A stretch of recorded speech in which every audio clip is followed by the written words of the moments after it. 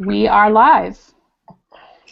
Hello, everyone, and welcome to another Educator Innovator Hangout on Air. I'm your host for today. I'm Renee Gasch. I work with KQED Public Media, as well as the National Writing Project on the Letters to the Next President 2.0 project. So if you're not familiar with Letters to the Next President yet, you definitely should be. It's a great project designed all around engaging young people ages 13 and 18 in the upcoming election. By encouraging them to research and write and create media around issues that matter to them. So we definitely encourage you to sign up for a monthly newsletter at letters2president.org. And today's discussion is the third in a series of media makes organized by KQED and featured on Educator Innovator. Our first was all about creating video, then we talked about making political art, and today we're talking about infographics, which is very exciting. We've got a fantastic group of speakers with us who we'll introduce in just a moment. And they'll talk about tips on getting started on how to make infographics, tips on using them in the classroom, where to find great examples and free resources, etc. For those of you watching this Hangout live, we encourage you to post thoughts, ideas, questions via our Q&A feature that's embedded in the video player. And we'll also be tweeting live questions and resources at the hashtag 2NextPres with a Z. Again, that's hashtag 2NextPres with a Z. And after the webinar, we encourage you, youth and teachers, to create their own infographics. Whoever you are, we want to see what you're creating. You can tweet them to us live, or whenever you create them at 2NextPres. Again, 2NextPres with a Z. And we're already seeing some really cool stuff being posted up there. So definitely go check it out, see what other people are creating, and create your own stuff and send them our way. So let's introduce our panel.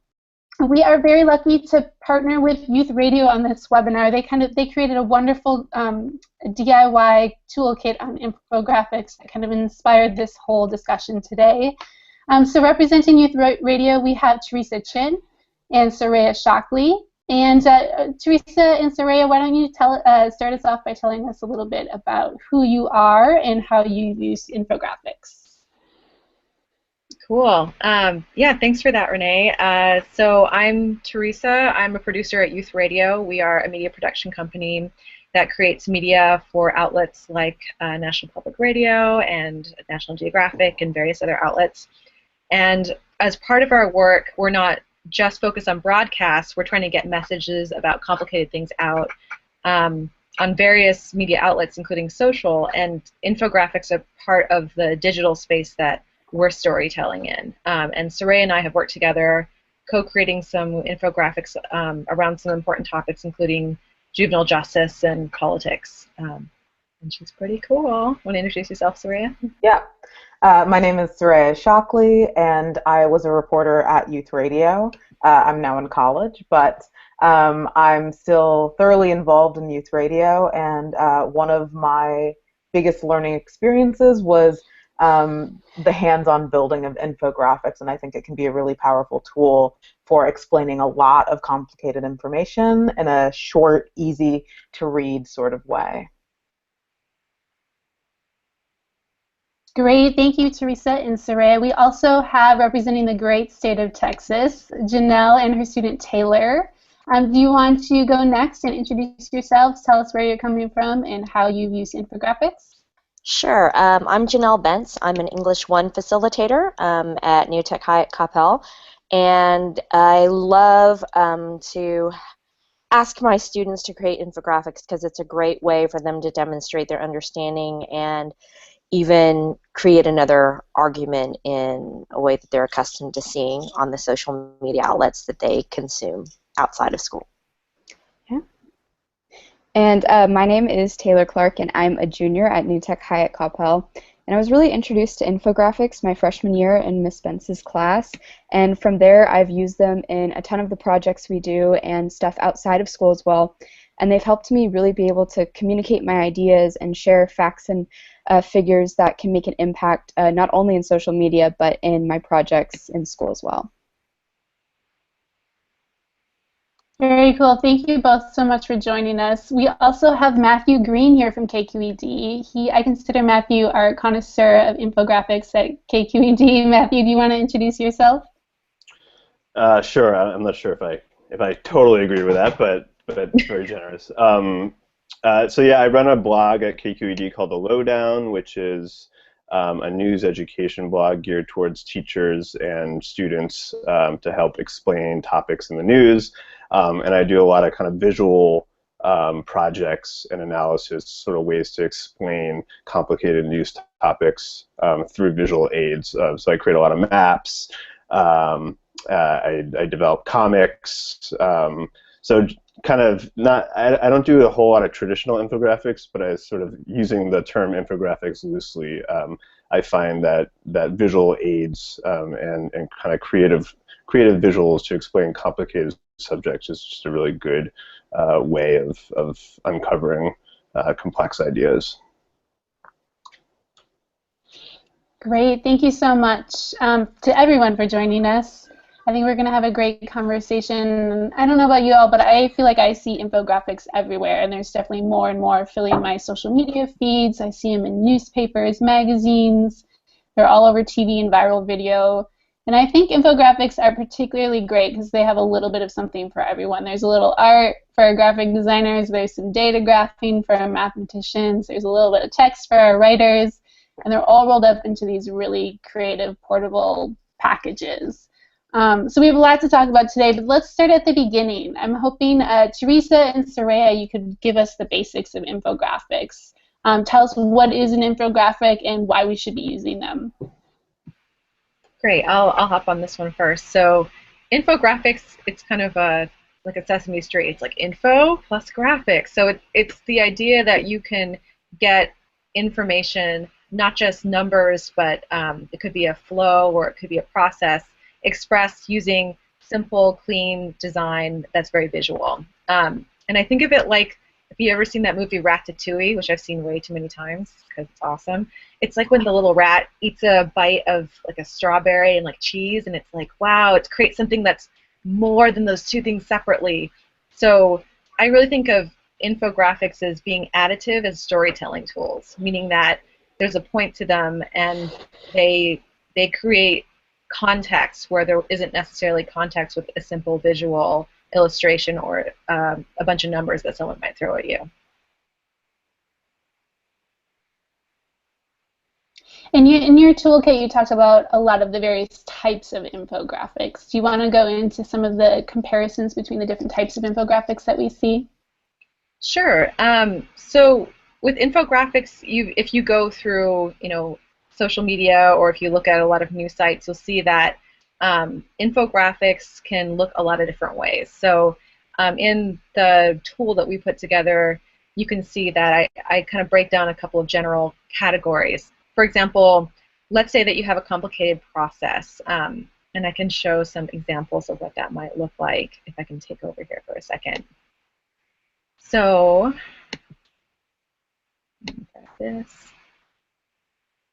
for example, one infographic that we did a while back around our juvenile justice desk was looking at the cost of being court involved, meaning once you've been arrested as a minor, how do you accumulate bills? So this isn't a set of numbers, it's more of a choose your own adventure process where you start in one place and you can end up a lot of different places. So looking at a flow like this, you can see that you've been arrested, and then there's a series of questions that will lead you to different conclusions. Where do you go to await trial?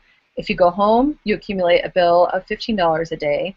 If you go to juvenile hall, it's $25 a day.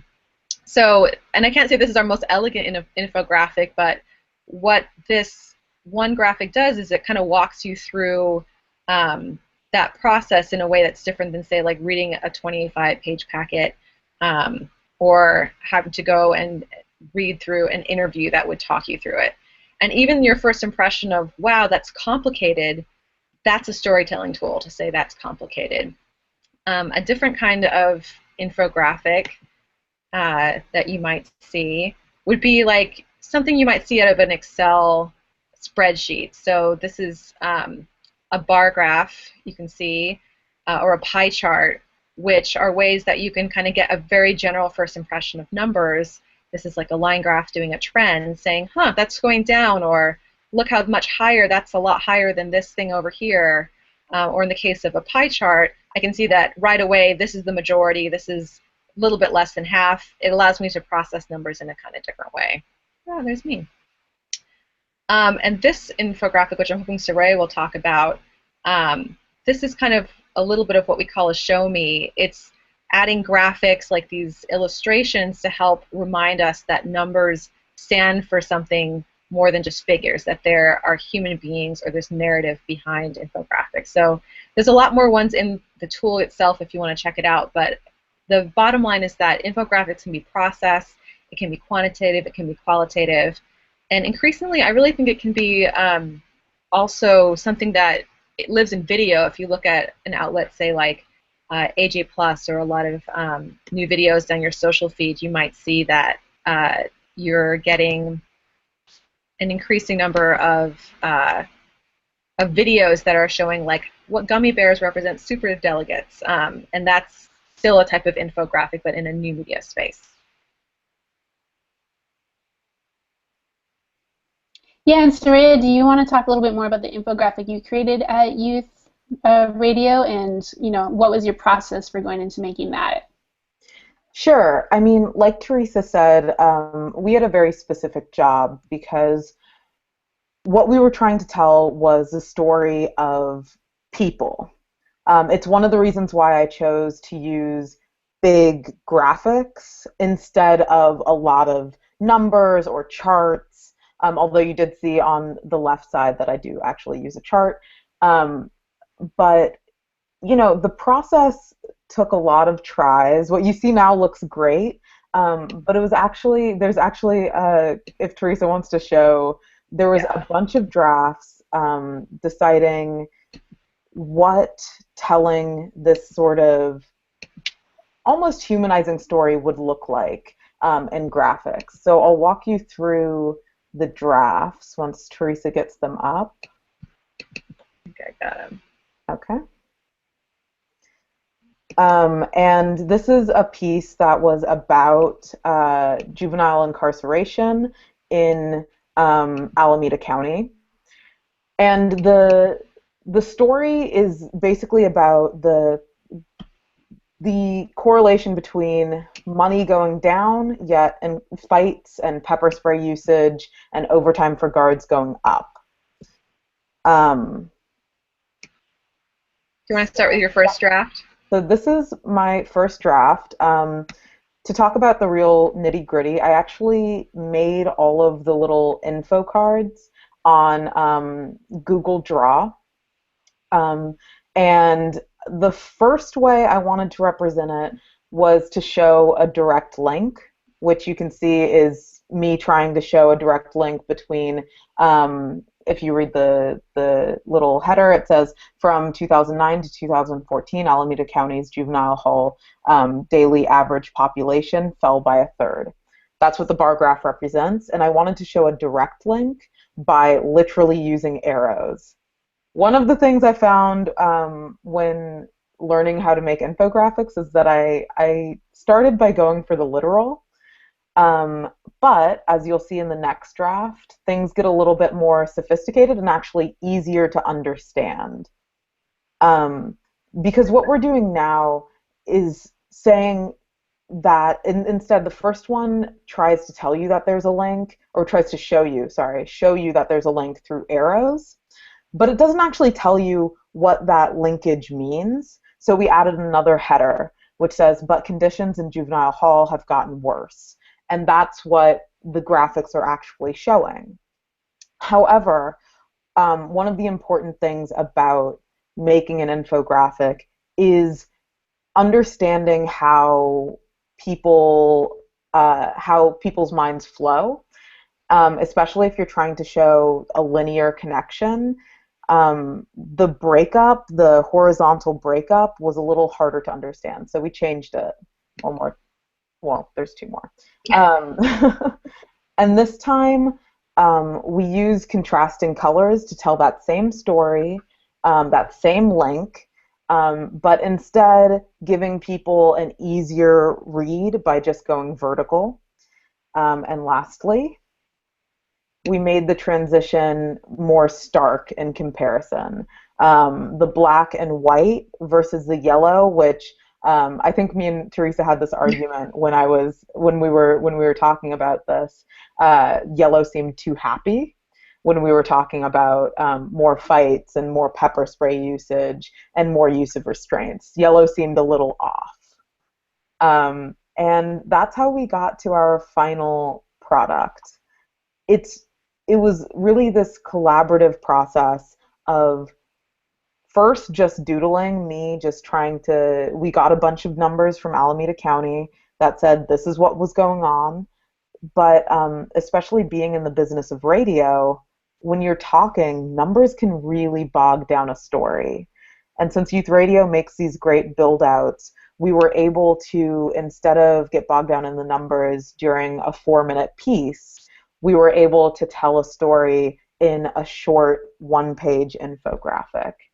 And it started by me just doodling on Google Draw, trying to fit the numbers somehow into a graphic, and then a collaboration with Teresa and some of our other newsroom, some of the other people that work in the newsroom, to really get to a point where if I gave you that graphic, you would know what was happening without any extra explanation.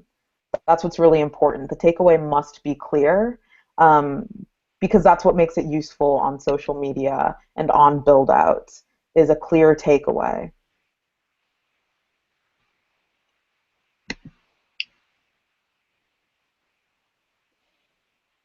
That's great, and if everyone gets a chance to actually go to that toolkit and listen to the audio piece and then look at the infographic, you can see how really well the two pieces work together. And just thinking of letters to the next president, we've got a lot of students out there creating media, writing letters, and I'm curious to hear from you, Soraya and Teresa, why do you think infographics are particularly effective for young people as a way to kind of break through the noise and get their voices heard? I think we've mentioned it already, but the shareability of infographics is especially powerful in the hands of young people who are, some of the most active and prolific users of social media. It tells a lot of information in a short period of time, which makes it perfect for a Tumblr post, a Twitter post, a Facebook post, so on and so forth. They also let you connect multiple types of learning. It proves that you don't have to have a 1,000-page or 1,000-word article or a 4-minute radio piece for your voice to be heard. If you can draw and you can put together a pie chart, you can get your point across. It's not necessarily that it's easier, but in a different way. If you're a visual learner like myself, then you're able to show that skill and share it to a broad audience.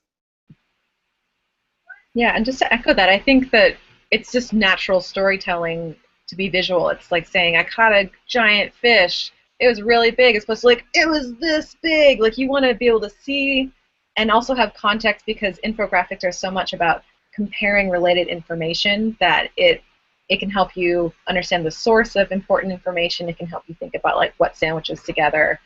And I think there's a real need for that in people's information flow. So it's something that young people crave, and young people are really natural at creating. All you really need, you don't even need to have Photoshop or a complicated tool. You can use your mobile phone as a camera and take pictures of meals that are $5 from all the country and say, oh, look, that's really a cool trend that I see. And that is a form of graphic that has information of value.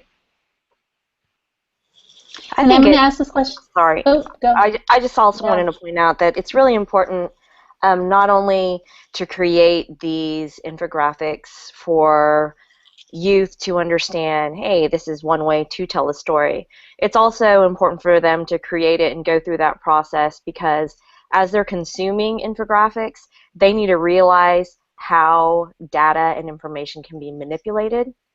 And so when they are making their choices in their own infographics to support whichever argument, whichever side they are going to support, they are making choices to leave out certain things. They are making choices to highlight certain studies.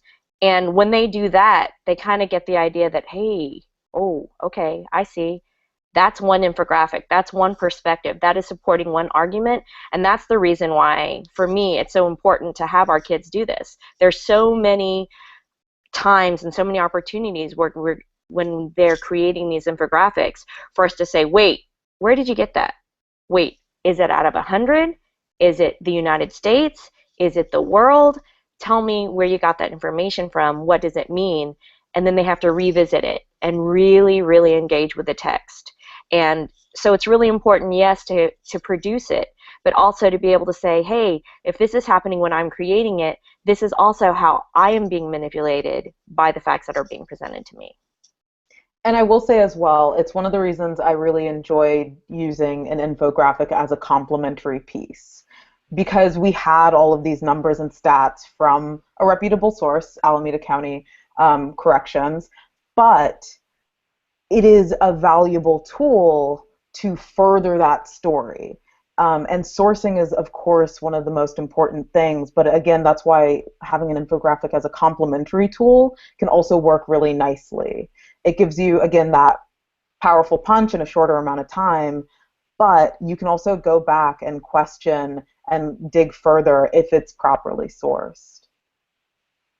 Yeah, and just to jump in, Janelle, I think you're so right, because if I've seen infographics where they don't even tell you the source, which is just pretty much like just throw that thing away. It's not worth anything. I don't know. Have you thought of any like really bad infographics or like misleading ones that you can think of? I love the bad examples too. Well, I think the point is like it doesn't really matter how credible the source is, because based on what your argument is, you can pull whatever you want from that source and kind of make it prove your point. I think that that's kind of an interesting thing to do with infographics, and when you're creating is like, oh, well, they got them all from the same source, but look how they're reading. Look what they are using to prove their point. So I think it's good to show our learners. And I don't know, Taylor, did you find that as you were creating things? Yeah, definitely. So especially when we were making so many infographics in your class, there's always, you want to go to a credible source. You want to find sources that have information that's going to be useful to your topic. So like when we would do our Do Now discussions on KQED, you have to pick a side for your argument, but through your research, you can pretty much find facts to back up whichever side you take. It's about how you present it, but there are always going to be facts that support each side.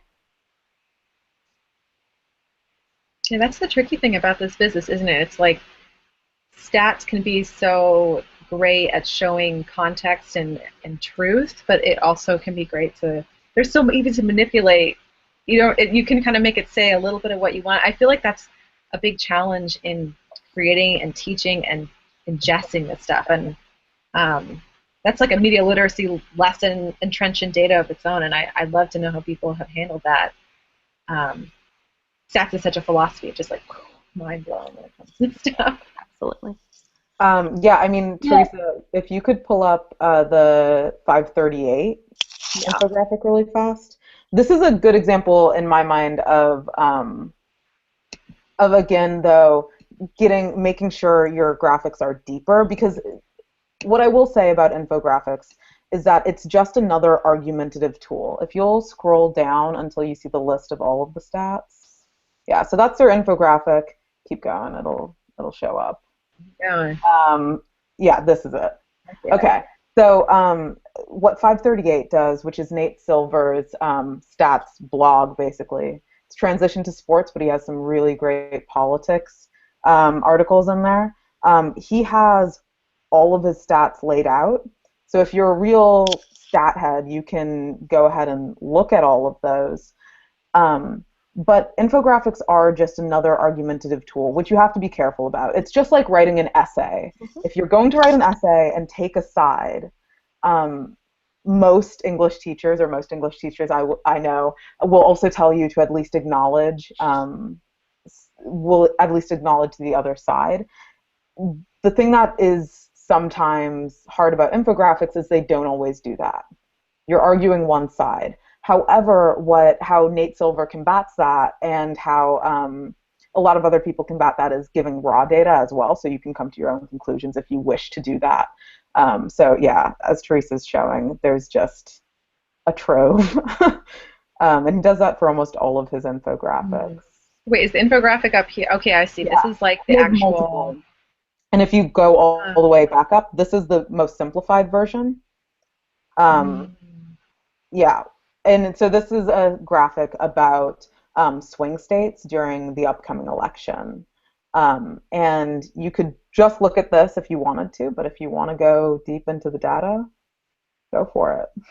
Like literally scroll into the raw stuff. Yeah, and I'm wondering here if we can toss it to Matthew, because I know, Matthew, you had some really great points in terms of, you know, what you go out and look for in a good infographic. What do you make sure is credible?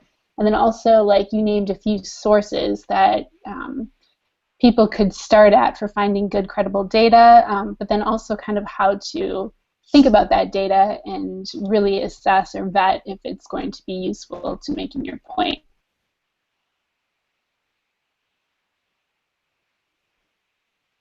And you might be on mute, Matthew.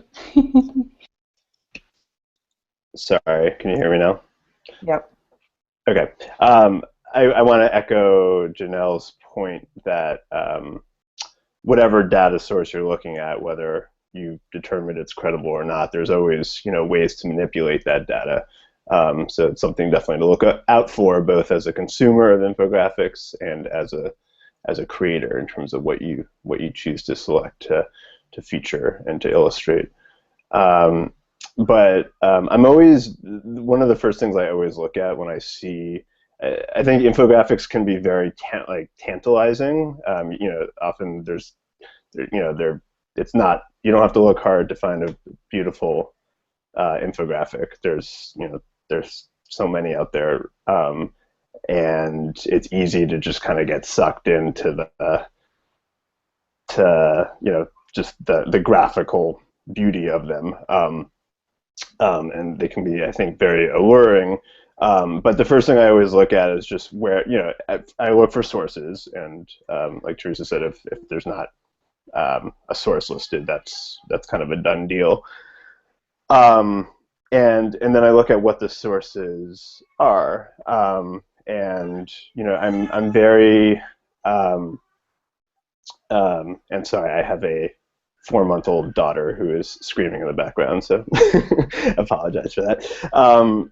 You know, I try to determine pretty quickly whether the infographic is a piece of advocacy or an activism, or whether it's presented objectively. And you know, just because it's advocacy or activism doesn't mean it's not good, it's not worth reading. But you know, for my purposes as a journalist, I'm wary of solely relying on information presented by a source that has a specific agenda, regardless of whether I personally agree with that agenda or not. So, you know, sources I try to look for at least theoretically neutral sources. So a lot of government-related sources. I pull a lot of my data from census records, from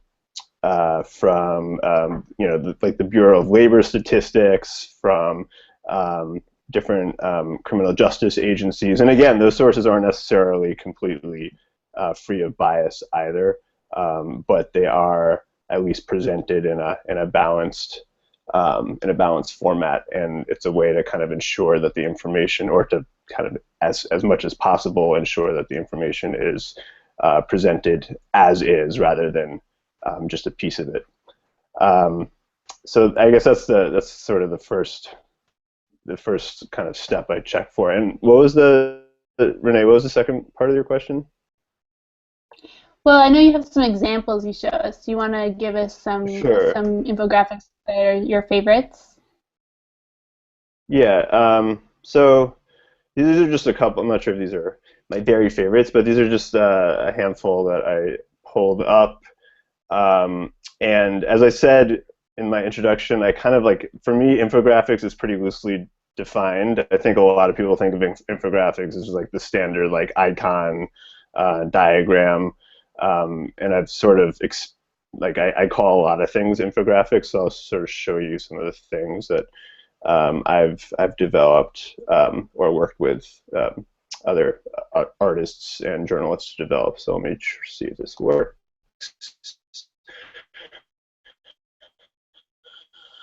Okay, give a shout if you're not seeing the screen change. Everybody see the graphic that says police? Is that anybody? Not yet. Okay, so how about I'm hitting the screen share. Oh, there it is. Okay. Sorry. Okay, there it goes. All right, let's try that again. Okay, can you see it now? Yep. Is that coming? Okay, great. So this is I work with a cartoonist. He's a comic artist and cartoonist, and we develop scripts together, and then he draws basically a cartoon version of stories. And I call this an infographic just because it's it's not what the standard definition is, but I think it does a really good job at graphically representing a story. This I developed after Ferguson in 2014 about what are your rights and responsibilities when pulled over by the police, and it involves interviews, it involves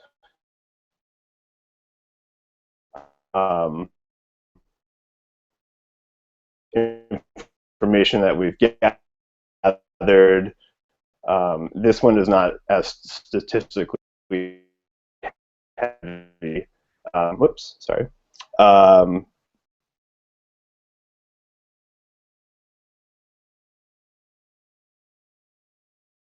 There's a lot more.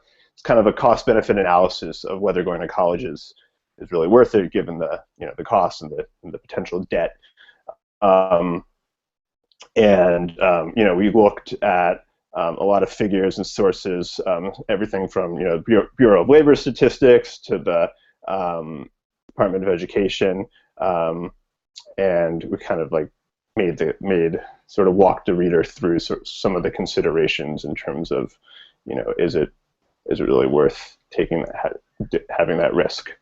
Some other things that I call infographics, you might disagree in terms of the terminology, but are just simple maps, simple interactive maps, and a lot of the tools I develop are based on open source platforms. So there are a lot of free, pretty easy to use, very little tech knowledge required platforms that are out there.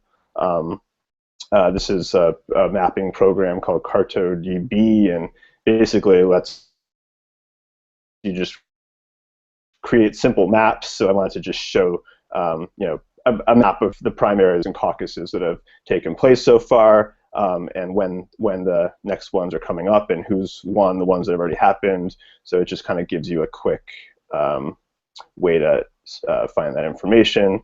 And you can click on each link and see who won that state. So just like a really easy, basic, something that you would essentially look for in a news article, but that you can kind of interact with and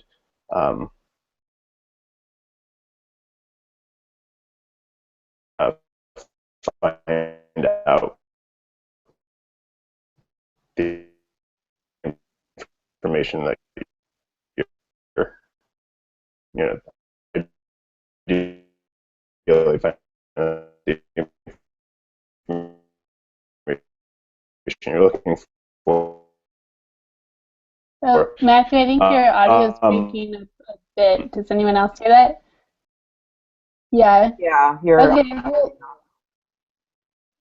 Cool. How about if you stop screen sharing, it might help a little bit. And I know we also have some really great examples from Janelle and Taylor's class of student-produced work, which I think is really great to look at too, because I think these are as professional as anything we see out on the web today. So, Liana, do you want to bounce to some examples from Janelle's class? And maybe, Janelle, you could walk us through kind of what the project was. We'd love to hear from Taylor, too, about what her experiences were. I think, and I don't remember because the do nows change, and so the media that we are asked to make changes. But I guess the first one I'll go over is maybe the one about from Mexico. That was not really taking any side of an argument, but we have a global issues summit every year, and they have to do research on just to get to know the overview, and each group has a country that they have to represent, and so they create infographics showing that knowledge. I'll be quiet and maybe will that show up? I don't know. Is it showing on the screen? Okay. Well, here. It looks good. Okay. So anyway, so that is obviously Mexico, and they're challenged to create information that's easy for everyone to look at a glance, so they can know, like, okay, well, this is the religion, this is the primary language, this is, life expectancy, all that kind of stuff, and they can pass this around quickly to the other groups in the other countries, so they can say, wait, is that consistent or not consistent with really who your country is as far as what kind of policy changes and things like that they're trying to make in during the summit. So that is probably the first real infographic that they get to make. It's not really stating an argument or taking a side per se of any particular topic, but it is a general informational one. And so I know that we got a question about how to get 7th graders started in infographics. So most of the information for this was from the CIA fact book, but this is a great kind of introduction to say, hey, this is your information that you've had on a particular country, etc. Why don't we see if you can demonstrate your understanding of what you read graphically and look for this type of information and why that information might be important. So maybe that's something that middle schoolers could do. This is kind of like one of the more final drafts. It took a lot of iterations, color suggestions, organization, to get them thinking about images that would symbolize certain things, so there'd be less text and more focused on the graphic to really convey the meaning of that statistic. Is sometimes a challenging thing. Some learners will get it quicker than others, but we do this probably in October-ish, and so starting from October, it's a great thing for some kids to latch onto, so they know that, hey, I have talent to that, and it's something they can rely on throughout the year as kind of like, oh no, I can do this, I can make an infographic. So that's one of the projects that we do. And then Taylor can talk about, hers was specific and we actually had to do research for this, but she can talk about the infographic that she made. So the infographic I did was specific to a youth and politics survey, which was sent out to everybody who was participating in the infographic competition. And so everybody who was creating infographics took the survey, and then an overview of all of the statistics was sent out for us to actually create them.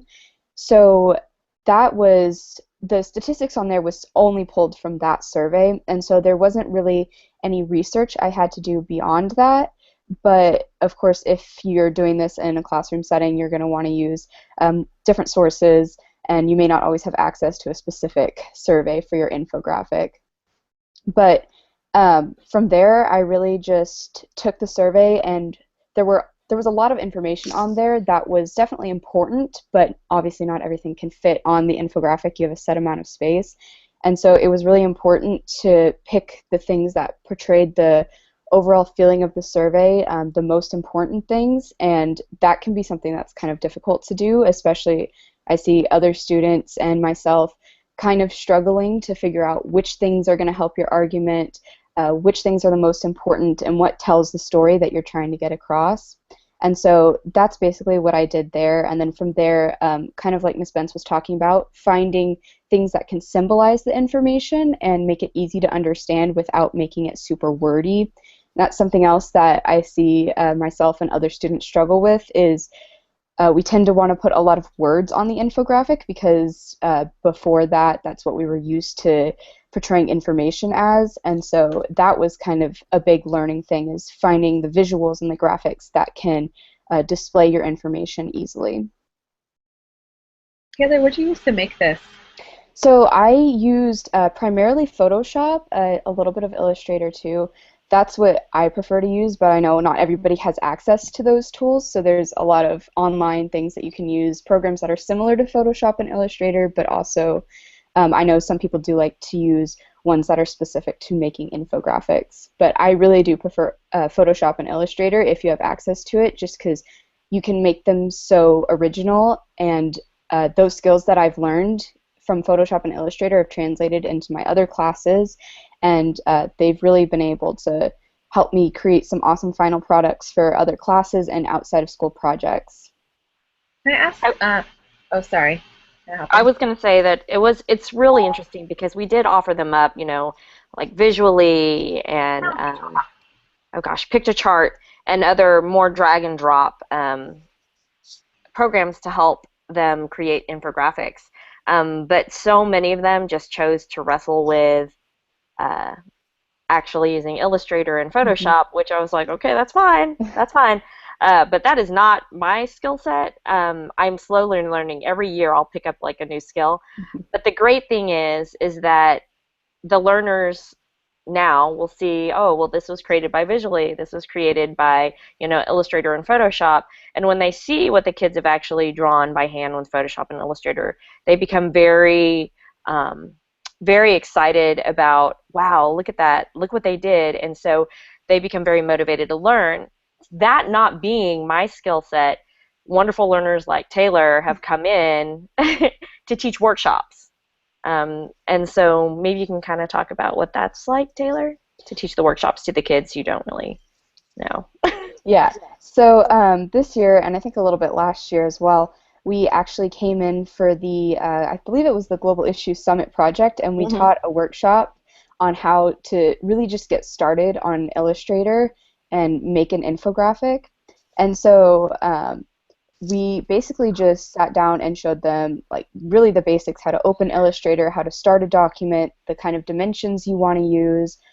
These are the tools that you can use in terms of making shapes and doing your visuals, and then also how to take images and resources from the internet and create that into a vector image for Photoshop and Illustrator.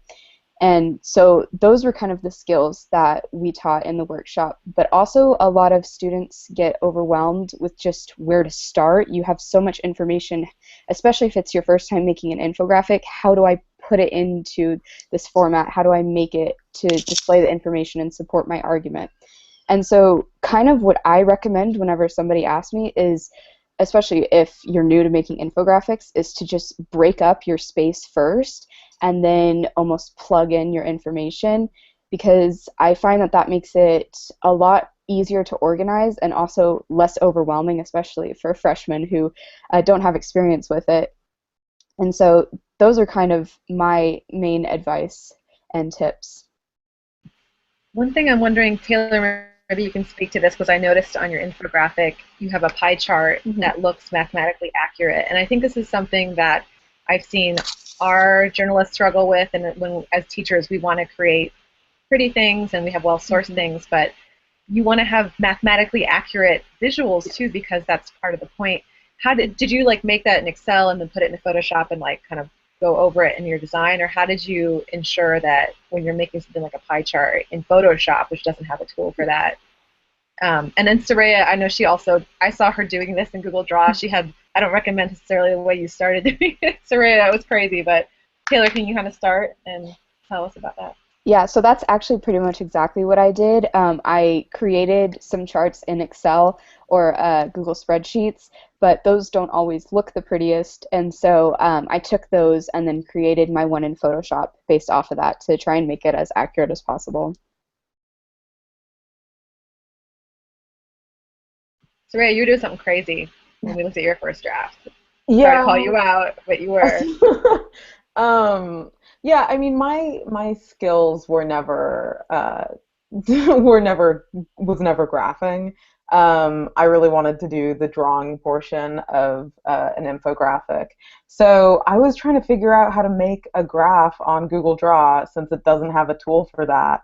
So I literally made bars on a bar graph to signify a certain amount of people.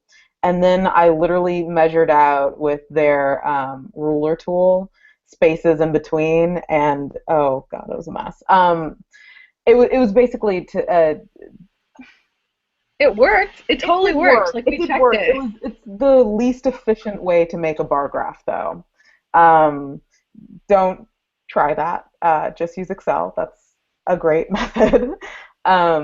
But I will say about like ways to start a graph or ways to start a graphic, since I was new, my first graphic, professionally at least, was the one that Teresa and I showed you at the beginning.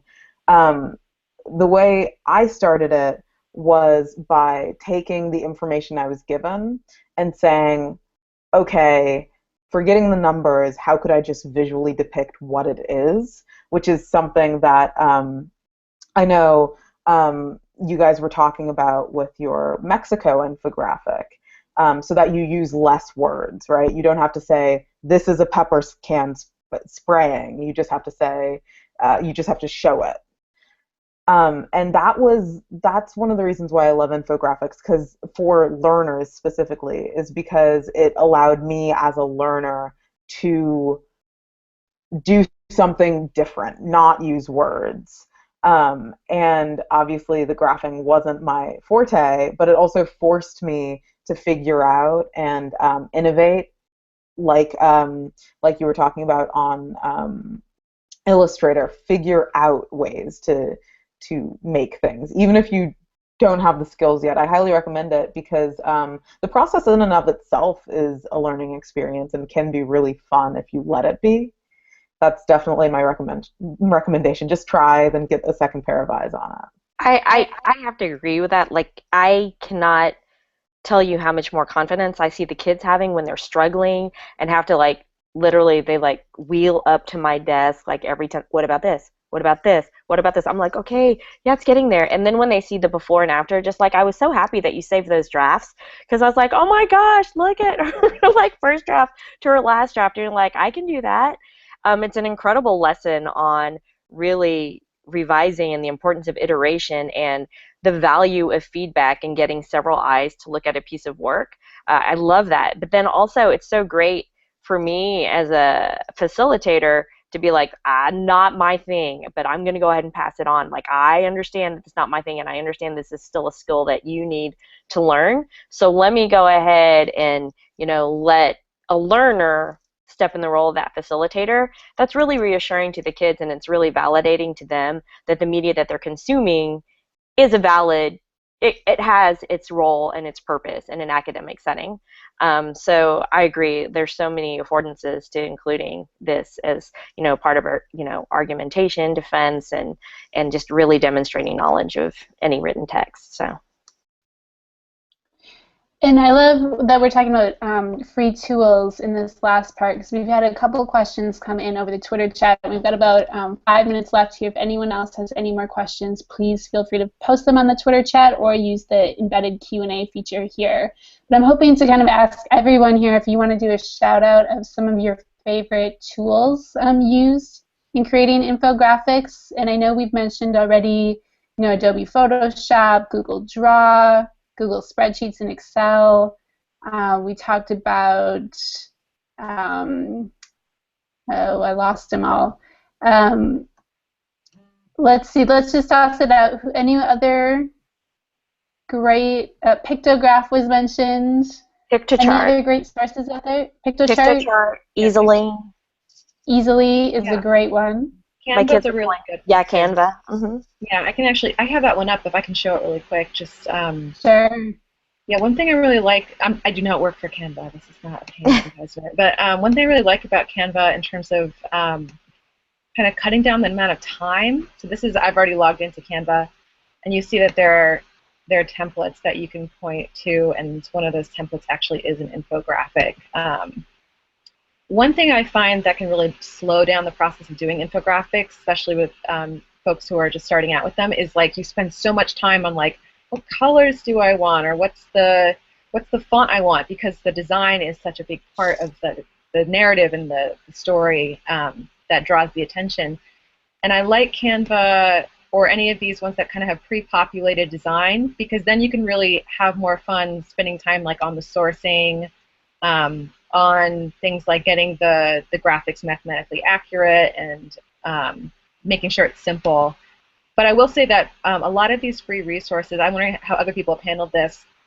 When you look at your elements and you have like charts or something, it's really hard to find like anything beyond like 50% or 75%. You can't find those mathematically accurate drawings, which is why, Taylor, I was asking how you handled that, because it's really a challenge to make sure that you have something that you're not just like slapping numbers on. It has to actually make sense for the data.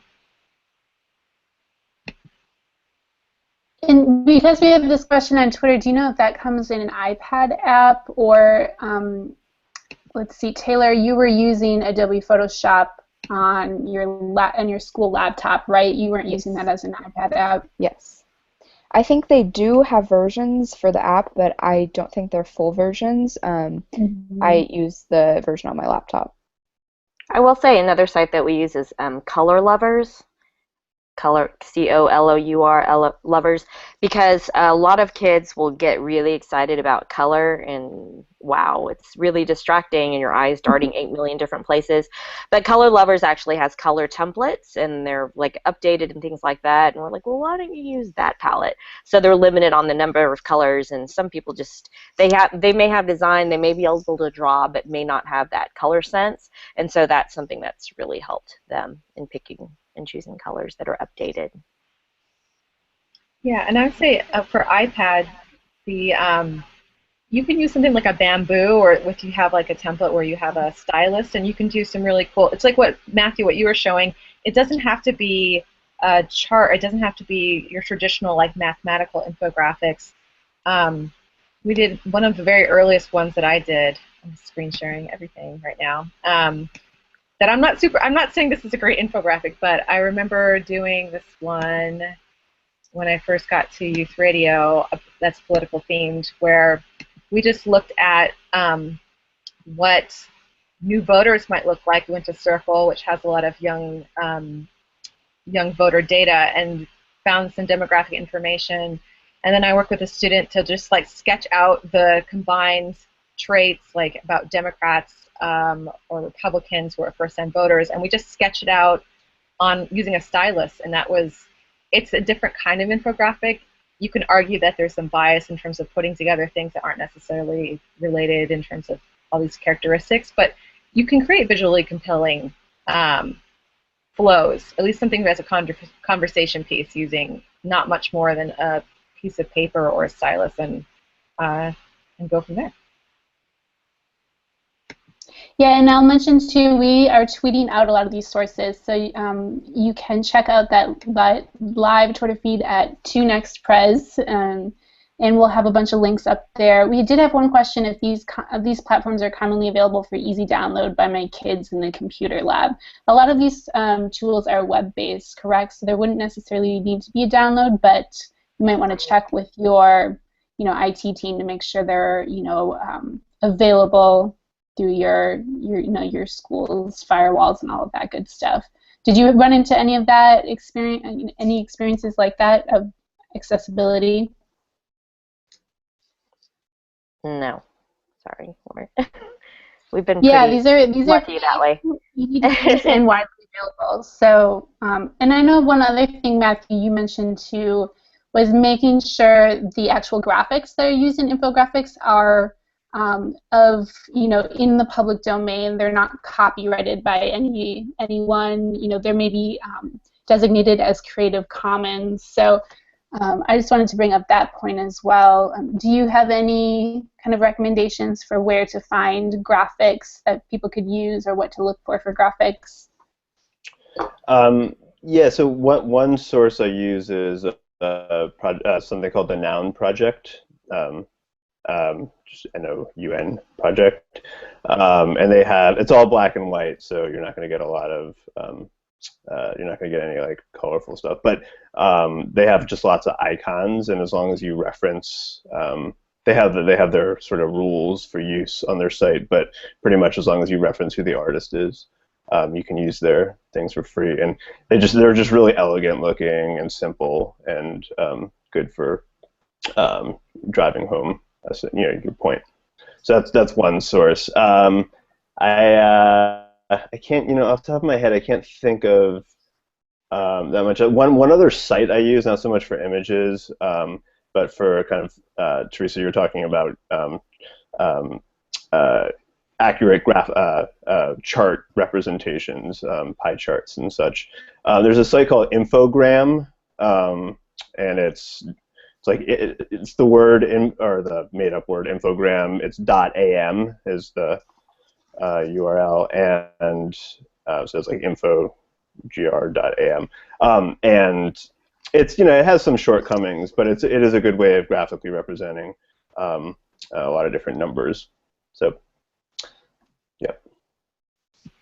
Sounds like we should just hire Taylor to like teach Illustrator workshops. That's a good way to get it too. Do it, Taylor. Do it. We'll see.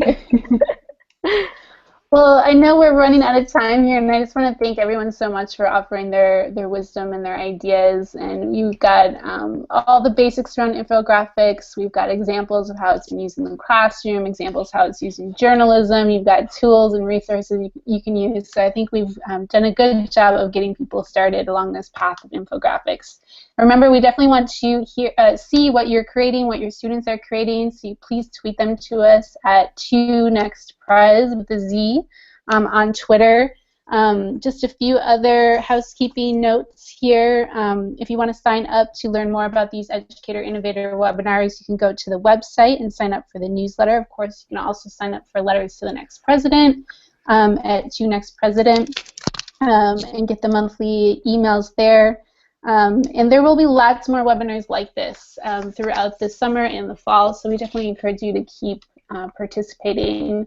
And I just want to give one more thanks to Janelle and Matthew, Soraya, Taylor, and Teresa for joining us today and contributing all their knowledge. So I think with that, it's a wrap. Bye. Thank you.